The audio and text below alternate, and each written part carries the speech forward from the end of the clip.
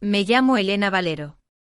Soy capitán en el Ejército del Aire y del Espacio, oficial de inteligencia de profesión, lo que supone una ironía poética que solo he llegado a apreciar recientemente. A mis 32 años, mi vida ha sido un estudio de contrastes. Me crié en la apacible y siempre verde quietud de Puerto Serena, en Cantabria, un pueblo acunado entre el mar y la montaña, donde el aire huele perpetuamente a sal y a tierra húmeda. Mi carrera, sin embargo, es una de líneas austeras, documentos clasificados y paisajes áridos y calcinados por el sol en lugares muy lejanos de casa. Durante años creí que mi propósito se dividía a partes iguales entre el servicio a mi país y el servicio a mi familia. Yo era la responsable, el ancla firme en el suave caos que eran mis padres y mi hermana pequeña, Sofía. Enviaba una parte de cada sueldo a casa, un flujo constante de apoyo que emanaba desde mi vida disciplinada hacia la suya, más artística. Pagaba los cambiantes proyectos creativos de Sofía, la nueva terraza en casa de mis padres, las emergencias que parecían surgir con una regularidad asombrosa. Lo hacía sin dudar, porque eso es lo que hace la familia. Nos sacrificamos. Servimos. Ponemos a los demás primero. Pero la noche antes de partir para mi último despliegue, una sola conversación escuchada por casualidad desmanteló los cimientos de mi vida. Fue una rotura silenciosa, una traición tan profunda que no hizo ruido, pero lo rompió todo. Estaban en la terraza acristalada, sus voces flotando en el aire fresco de la noche, teñidas de una risa familiar y despreocupada. Estaban hablando de un seguro de vida, uno con una indemnización de $500,000 que se duplicaría si moría en combate. Una póliza que habían contratado a mi nombre sin mi conocimiento, apostando por mi muerte. ¿Habéis descubierto alguna vez que las personas por las que moriríais, en realidad, solo estaban esperando a que lo hicierais? Te cambia hasta la médula. Esta es la historia de cómo aprendí a leer los informes de inteligencia sobre mi propia vida, cómo aprendí a establecer límites más fuertes que muros fortificados y cómo finalmente encontré una familia por la que valía la pena luchar. Mirando atrás, las señales estaban ahí, esparcidas como cristales de mar en las orillas de Puerto Serena, hermosas a su manera pero afiladas si las sujetabas con demasiada fuerza. Simplemente había elegido no ver su peligro. Sofía siempre había sido la soñadora, un torbellino de dedos manchados de pintura y poemas a medio terminar. Yo era la pragmática. Mientras yo memorizaba patrones de vuelo y evaluaciones de amenazas, ella aprendía cerámica. Cuando yo ahorraba para la entrada de un pequeño apartamento cerca de mi base, ella planeaba un viaje a las Islas Canarias para encontrar su centro creativo. Nuestros padres la veían como una flor delicada que necesitaba cuidados esmerados, y a mí como el sólido enrejado que la sostendría. Debe de ser maravilloso no tener que preocuparse por el dinero, dijo unos meses antes de mi despliegue, agitando una copa de albariño en la mesa de la cena de mis padres. Yo acababa de contarles una condecoración que había recibido. El gobierno se ocupa de todo por ti. No es tan sencillo, repliqué suavemente. Hay un peaje que pagar. Oh, lo sé, dijo ella, con una sonrisa brillante y displicente. Pero al menos es estable. Algunos tenemos que vivir de esperanza y fideos instantáneos. Mi madre se rió, un sonido suave e indulgente. Anda, Sofía, no molestes a tu hermana. Estamos muy orgullosos de nuestras dos hijas. Pero sus ojos estaban puestos en Sofía, llenos de una ternura protectora que no había sentido dirigida hacia mí desde que era pequeña. Mi padre, un hombre callado que se comunicaba principalmente a través de suspiros y el crujido de su periódico, simplemente rellenó la copa de vino de Sofía. Las preguntas financieras comenzaron sutilmente entretejidas en las conversaciones como hilos inocentes. Era Sofía, principalmente. Así que si te pasara algo allí, preguntó una tarde mientras paseábamos por el puerto, ¿el Ejército del Aire se hace cargo de tu familia, económicamente? Sí hay prestaciones, dije, asumiendo que era solo una curiosidad morbosa. ¿Es mucho?, insistió. ¿Lo suficiente como para, digamos, pagar una hipoteca? Supongo que depende de las circunstancias. Desvié la conversación hacia su último proyecto de arte, incómoda con el tema. Pero me di cuenta de que mis padres hacían preguntas similares y veladas. Mi padre, que siempre había sido un meticuloso gestor de presupuestos, empezó a hablar de un barco de pesca que siempre había querido. Mi madre empezó a rodear con un círculo villas en la Toscana en las revistas de viajes. Solo soñando, dijo cuando levanté una ceja.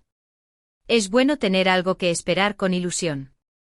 Me dije a mí misma que estaba siendo cínica, que el estrés de un próximo despliegue a una zona en conflicto me estaba volviendo paranoica.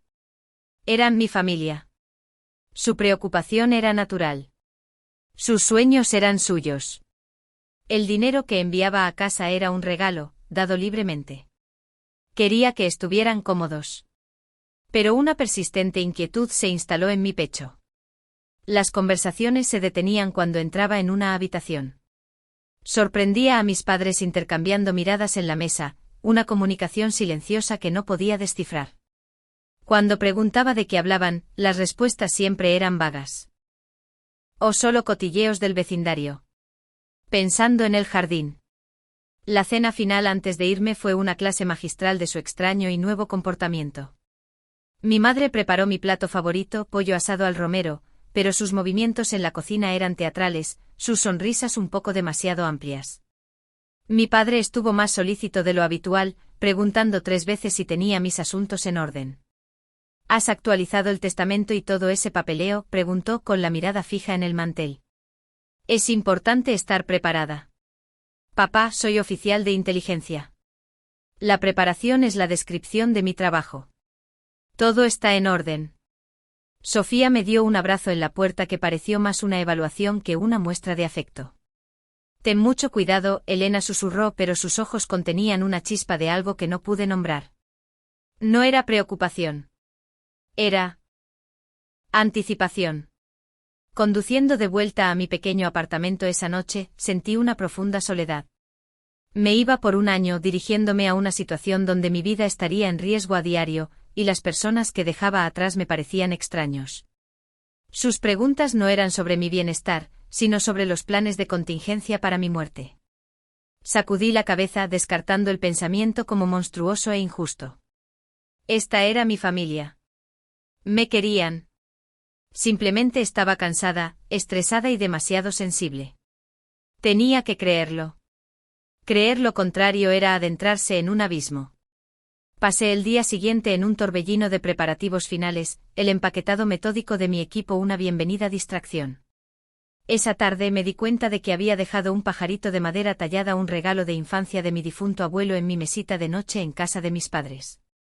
Era una cosa tonta y sentimental, pero la idea de irme sin él era insoportable. Era mi único vínculo tangible con un amor que había parecido incondicional. Llamé para avisar qué pasaría, pero nadie contestó. Pensando que estarían en el jardín, entré con mi vieja llave. La casa estaba en silencio. El olor a libros viejos y al limpiador de lavanda de mi madre me envolvió como una manta familiar. Oí sus voces provenientes de la terraza acristalada al fondo de la casa, un lugar lleno de ficus y muebles de mimbre, donde la luz del atardecer siempre se demoraba más. Oí a Sofía reír. Caminé suavemente por el pasillo, queriendo sorprenderles una última vez. A medida que me acercaba, sus palabras comenzaron a cristalizarse del murmullo. La prima es sorprendentemente baja, decía Sofía, con un tono brillante y conversacional.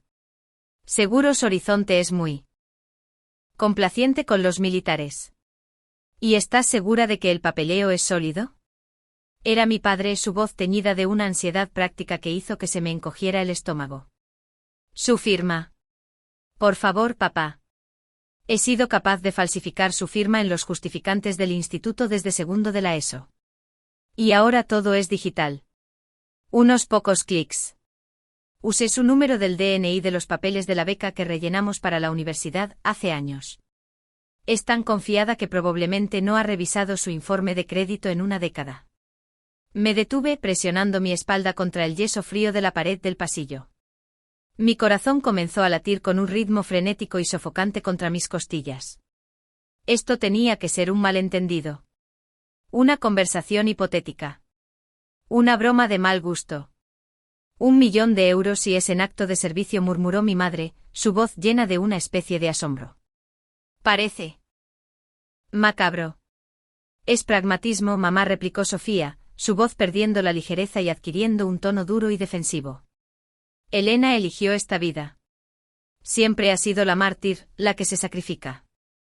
Esto es solo el sacrificio definitivo. Y al menos así, significaría algo para nosotros. Por fin podríamos estar seguros. Tú y papá podríais jubilaros. Yo podría abrir un estudio de verdad. El mundo se inclinó sobre su eje. El pasillo familiar pareció estirarse y distorsionarse. El aire se volvió espeso y pesado, imposible de respirar. Mártir. Sacrificio. Seguros. Estos eran mis padres. Esta era mi hermana. Estaban sentados en la luz menguante rodeados de fotos familiares incluyendo varias mías de uniforme, discutiendo tranquilamente la rentabilidad de mi muerte. Es tan responsable, dijo mi padre, y las palabras fueron un cuchillo retorciéndose en mis entrañas. Probablemente será imprudente intentando proteger a su gente. Así es ella. Exacto, dijo Sofía, y pude oír la sonrisa en su voz. Sus mejores cualidades son nuestro mayor activo. Es casi poético. Entonces se rieron juntos. No fue una risa fuerte, solo una suave y compartida risita de entendimiento. Fue el sonido más obsceno que había oído jamás. Fue el sonido del fin de mi mundo. Retrocedí, mis pies descalzos silenciosos sobre los gastados suelos de madera. No cogí el pajarito de madera.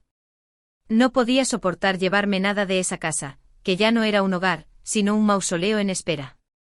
Me deslicé por la puerta principal, cerrándola suavemente detrás de mí. Me senté en mi coche, mirando la cálida luz que se derramaba desde la ventana de la terraza acristalada. Vi sus siluetas moviéndose dentro, ajenas a todo. Eran mi familia. Y eran mi enemigo. Me habían contratado un seguro de vida, y cada noche en el futuro previsible, se irían a dormir esperando que yo no despertara. Arranqué el motor y me alejé de Puerto Serena. No hubo lágrimas, solo un vacío inmenso y frío donde solía estar mi corazón. Me dirigía a una zona de guerra, pero sabía, con una certeza escalofriante, que acababa de abandonar el lugar más peligroso de la Tierra. Los primeros meses de despliegue fueron una extraña forma de liberación. El constante y sutil zumbido de ansiedad por mi familia, una emoción que había llevado durante tanto tiempo que la había confundido con amor, simplemente se desvaneció. En su lugar, había una calma tranquila y concentrada. Las complejidades de mi trabajo, que una vez parecieron abrumadoras, eran ahora un refugio bienvenido. El análisis de amenazas era sencillo. Identificas el peligro, evalúas el riesgo, creas una estrategia de mitigación.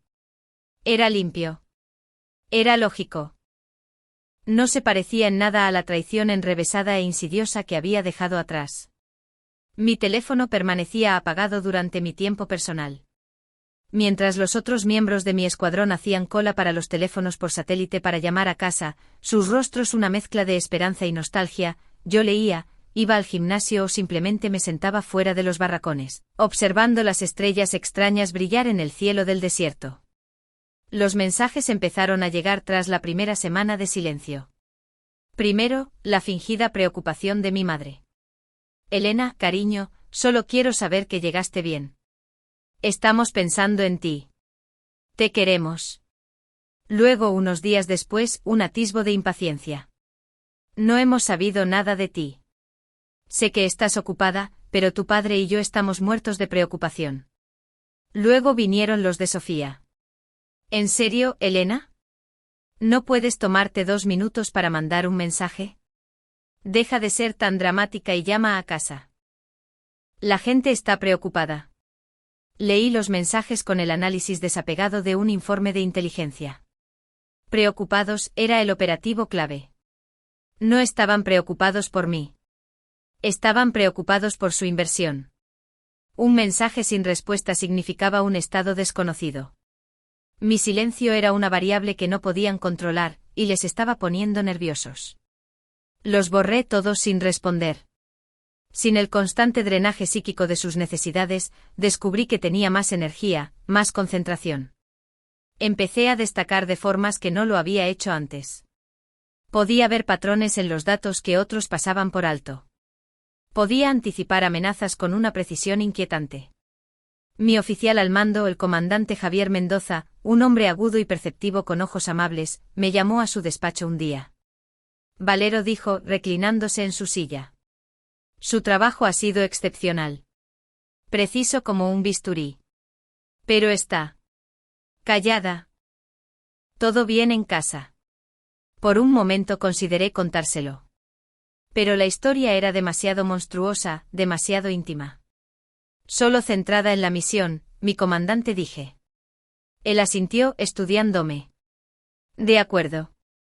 Pero el Ejército del Aire tiene recursos, capitán. Si los necesita. Recuérdelo. Sus palabras plantaron una semilla. Recursos. Mi familia había usado mi información personal, mi identidad, como un recurso. Era hora de que yo empezara a tratarla con el mismo nivel de seguridad que aplicaba a los documentos clasificados. Durante mi siguiente día libre, pasé 8 horas en el pequeño centro de ocio de la base, usando un ordenador seguro para desentrañar los hilos de su engaño. Pequeñas transferencias regulares de mi cuenta de ahorros a la de mi padre, disfrazadas con notas crípticas como Debol, préstamo o gastos camp. Mi historial crediticio, que había construido meticulosamente, estaba en ruinas. No solo habían estado apostando por mi muerte, habían estado liquidando activamente mi vida, pieza por pieza, mientras yo estaba ocupada tratando de proteger la suya. La ira llegó entonces, una furia pura y fría que quemó los últimos vestigios de dolor. Esto no fue un error desesperado. Esto fue una campaña calculada y a largo plazo de fraude y explotación. Habían usado mi amor y mi ausencia como un arma contra mí. Metódicamente comencé a contraatacar. Llamé a los departamentos de fraude de las compañías de tarjetas de crédito. Congelé mi crédito en los 3 principales ficheros de solvencia. Cambié las contraseñas de cada cuenta que poseía. La llamada más difícil fue al Instituto Social de las Fuerzas Armadas para cambiar el beneficiario de mi seguro de vida militar, la póliza legítima que proporciona el ejército. La funcionaria al otro lado de la línea fue paciente mientras cambiaba el beneficiario de mis padres a una organización benéfica militar que apoyaba a las familias de los caídos. ¿Está segura, capitán?, preguntó amablemente. Este es un cambio permanente. Estoy segura, dije, y las palabras se sintieron como una declaración de independencia. Mi escuadrón se convirtió en mi familia. Eran gente unida no por la sangre, sino por un código de honor y una confianza mutua. Compartíamos historias de casa, pero también compartíamos el entendimiento silencioso del riesgo, el humor negro de la gente que vive al límite. Javier Mendoza se convirtió en un mentor, viendo en mí un potencial que yo nunca había visto en mí misma. Mi compañera de tienda, una sargento técnico llamada María, podía saber por la tensión de mi mandíbula si había tenido un mal día y aparecía con una tableta de chocolate de contrabando, sin hacer preguntas. Estas eran relaciones construidas sobre el respeto mutuo, no en la obligación. Nadie quería nada de mí excepto lo mejor de mí. Querían que les cubriera las espaldas, y ellos cubrían las mías. Querían que volviera a casa con vida, no porque mi vida tuviera un precio, sino porque mi vida tenía valor. El despliegue que se suponía que iba a ser mi final se convirtió en mi principio. Rodeada por la dura belleza del desierto, aprendí la diferencia entre el sacrificio y la autoinmolación. Había estado prendiéndome fuego durante años para mantener a mi familia caliente, sin darme cuenta de que solo esperaban para recoger las cenizas. Ahora, por primera vez, estaba aprendiendo a vivir para mí misma. Y estaba descubriendo que era alguien por quien valía la pena vivir. Pasaron 3 años. El silencio de mi familia fue absoluto, un vacío que ya no intentaba llenar. Había vuelto de ese despliegue siendo una mujer diferente. Solicité y me concedieron un traslado a una base en Aragón, poniendo los Pirineos entre Puerto Serena y yo. Mi nueva vida se construyó sobre los cimientos de la disciplina y la intención. Mi carrera floreció. Ascendí a comandante. Compré una pequeña casa con vistas a las montañas y adopté un perro de trabajo militar retirado, un pastor alemán mestizo llamado Sombra, cuya tranquila compañía llenó mi hogar de una paz que nunca había conocido. Tenía una nueva familia, forjada en la experiencia compartida y el respeto mutuo. Javier Mendoza y su esposa se convirtieron en mis amigos más firmes. María, mi antigua compañera de tienda, era una visita frecuente. Éramos una familia improvisada, pero nuestros lazos eran más fuertes que el acero. Me habían visto en mi peor momento y me habían celebrado en el mejor. Sabían que mi valor no tenía nada que ver con mi cuenta bancaria. Entonces, una fresca tarde de otoño, mi teléfono sonó con un número desconocido. Casi lo ignoré, pero algún instinto me hizo contestar. ¿Elena? La voz era vacilante, más débil de lo que recordaba. Era Sofía. No dije nada. Yo. Sé que no quieres hablar con nosotros, tartamudeó, las palabras saliendo atropelladamente. Lo entiendo. Pero. Mamá está enferma. Es cáncer. De páncreas. Los médicos dicen que no le queda mucho tiempo. Escuché mi expresión inalterada. La noticia aterrizó no como un golpe, sino como un dato. Un hecho a analizar. ¿Era verdad? ¿O era otra manipulación, un último esfuerzo desesperado por romper mis defensas? Quiere verte, susurró Sofía, con la voz quebrada. Habla de ti todo el tiempo. Solo quiere verte una vez más. ¿Y qué hay de la póliza de seguros Horizonte?, pregunté con la voz tranquila y firme. ¿Sigue activa? El silencio al otro lado de la línea fue mi respuesta. Se prolongó durante un largo y condenatorio momento. Lo sabes, exhaló finalmente Sofía. Lo sé todo, dije, las palabras tan frías y duras como la piedra. Sé lo de las tarjetas de crédito. Sé lo de las transferencias bancarias. Sé de la conversación que tuvisteis en la terraza acristalada, donde os reísteis de cómo mis mejores cualidades eran vuestro mayor activo. Sé que habéis estado esperando a que me muriera durante años. No fue así, gritó, una negación familiar y refleja. Estábamos desesperados. Cometimos un error. Tomasteis una serie de decisiones calculadas, Sofía, la corregí. Elegisteis cometer fraude. Elegisteis robarme. Y elegisteis ver mi posible muerte como una solución financiera. Eso no es un error. Es un defecto fundamental de carácter. Pero es tu madre. Se está muriendo. Miré por la ventana hacia las montañas, sus picos firmes contra el cielo que oscurecía. La mujer que me crió dejó de ser mi madre en el momento en que decidió que mi muerte valía más para ella que mi vida. Siento que esté enferma. De verdad que lo siento. Pero su enfermedad no borra sus decisiones. Por favor, Elena suplicó, y ahora estaba sollozando, los mismos sollozos teatrales que había usado para salirse con la suya desde la infancia. Te lo ruego. Por ella. Por mí. Por lo que solíamos ser. Lo que solíamos ser era una mentira, dije, y una profunda sensación de paz se apoderó de mí. El último hilo de obligación, el último miembro fantasma de una familia que una vez amé, finalmente se disolvió. Tengo una vida ahora, Sofía. Una de verdad. Con gente que me quiere en ella, viva y sana. Tengo que irme. Elena, espera. Colgué el teléfono y bloqueé el número. Sombra, sintiendo mi inquietud, vino y apoyó su pesada cabeza en mi rodilla. Le acaricié las orejas, mi mirada todavía fija en las montañas. No habría ira ni triunfo, solo una finalidad tranquila y sombría. No volvería a Puerto Serena. No me pararía junto al lecho de una mujer moribunda para fingir que un vínculo, una vez tan salvajemente roto, podría remendarse. El perdón es un concepto hermoso, pero algunas traiciones son tan fundamentales que aniquilan el terreno sobre el que el perdón podría erigirse. Intentaron quitarme mi futuro y al hacerlo, habían perdido cualquier lugar en él. Mi vida era mía, construida sobre las cenizas de su codicia. Mi paz era mía, danada en el silencio que me habían impuesto. Y mi familia me esperaba en la sala de estar, en la forma de un perro leal y la promesa de una llamada telefónica con un amigo que no pediría nada más que mi tiempo. No era la familia en la que nací, pero era la familia que había elegido. Y era más que suficiente. Lo era todo.